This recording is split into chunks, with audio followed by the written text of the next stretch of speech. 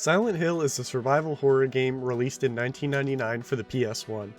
It was published by Konami and developed by Team Silent. Silent Hill follows Harry Mason, father to Cheryl Mason. After a car crash at Silent Hill's edge, he loses consciousness, then wakes up in Silent Hill to find that his daughter's missing. Harry has a strong resolve to find and rescue his daughter. This becomes his motivation to push through the nightmares of this world. Silent Hill games do such a great job immersing you in the world, and I feel this game is no exception. Harry feels average and relatable, making the supernatural parts of the game that much scarier as I can put myself in Harry's shoes and immerse myself. You'll meet interesting characters, all of them providing some kind of new side to Silent Hill's terrible past. This game was released toward the end of the PS1's life, and this game has so much ambition that I'm surprised they accomplished as much as they did. At the same time, you can see where the game's ambition hits the ceiling due to the hardware limitations. The entire game is in a fully 3D space, and in order for the game to handle this kind of scale, darkness and fog was used to cover up most of the screen. Even with the hardware limitations, they were able to find a creative solution that satisfied the hardware and the themes of the game. The fog and darkness worked to strengthen the horror game elements. The console limitations still show themselves mostly in the outdoor areas of the game. The frame rate can get unstable and drop extremely low at times. Due to how Harry controls, it can feel weird trying to make precise movements during those times. The low frame rate also feels unpleasant to look at, but again it usually only happens when outdoors. It's surprising just how much of Silent Hill's formula was perfected in the first release. Exploration felt really natural. At first you're dropped into Silent Hill to openly explore a small part of it. After that, you'll be shown destinations on the map, but it's up to you to find out how to get from one place to another. The major indoor locations were very fun to explore.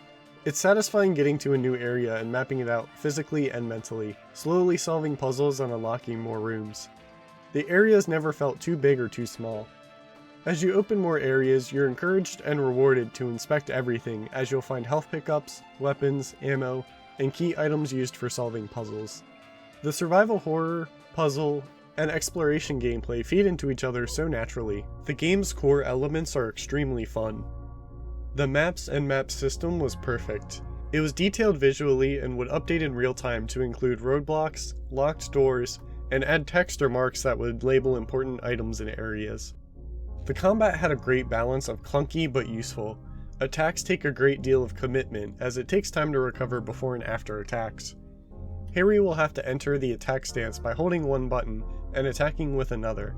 Holding the attack button will execute a strong attack that has a chance to knock down an enemy. Enemies that are knocked down can be stomped on for more damage. The enemies in the narrow spaces in the environments challenge you. The enemies are aggressive and the game teaches you early to pick your fights carefully. Even the later enemies felt more aggressive, but never unfair to avoid or fight. As long as you're smart with your approach, you'll be safe. Smart play is satisfying and rewarding. This is exactly the kind of game design that I commend from a survival horror game. You're given all the tools to succeed, however the enemies and locations make you feel extremely weak, so it's up to you to make smart decisions and pick your battles. The only thing I thought felt bad when controlling Harry was that there was a short delay when pressing the run button versus when Harry starts running. The same goes for the time it takes when you stop running versus when Harry stops running. This made movement feel sluggish or inaccurate. The situation's exasperated when you include moments where the frame rate dips, making inputs lag. The game includes tank controls, but I personally don't dislike them.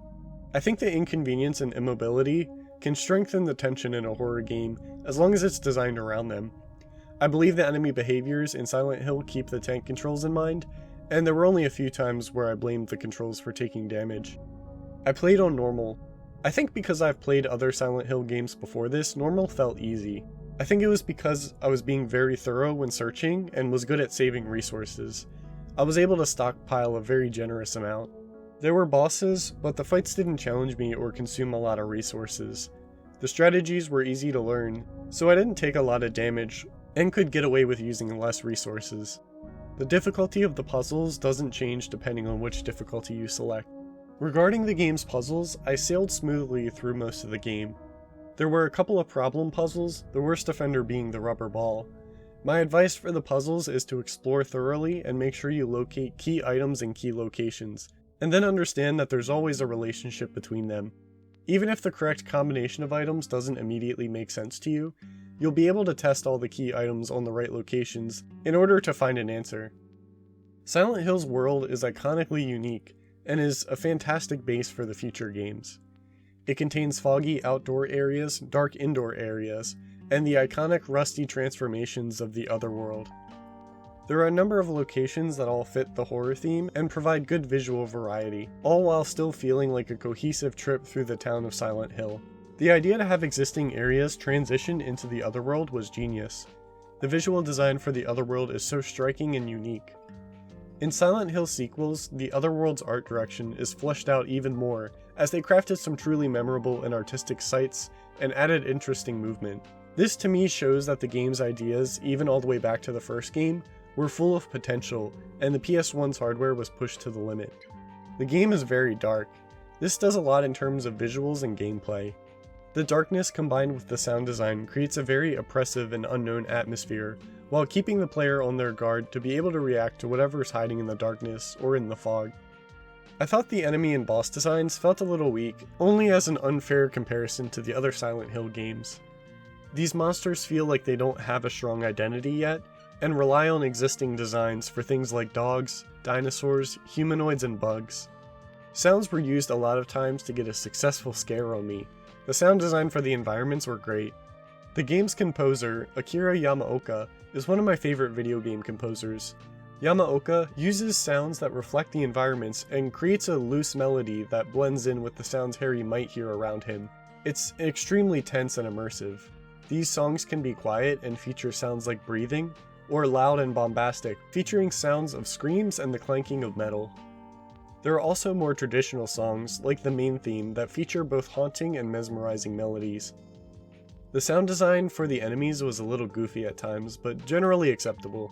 The Grey Child enemy being a goofy example, making a weird cry when grabbing Harry, and the Romper enemy bouncing around while making sounds of an ape.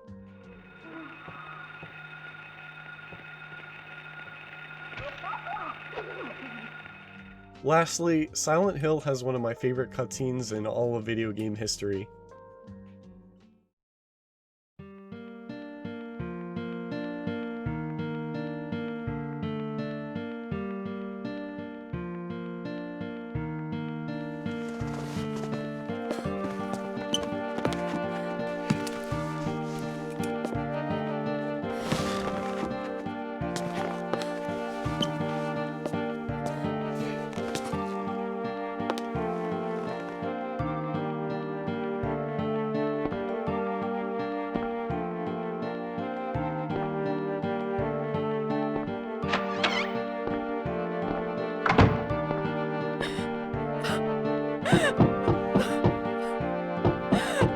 Lisa.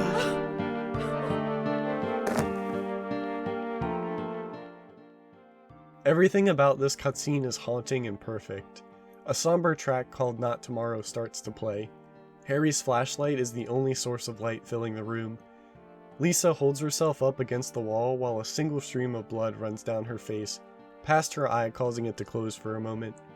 The sound of her footsteps are heard as she starts shuffling toward Harry. More blood starts to show and the camera shakes to match Lisa's movements.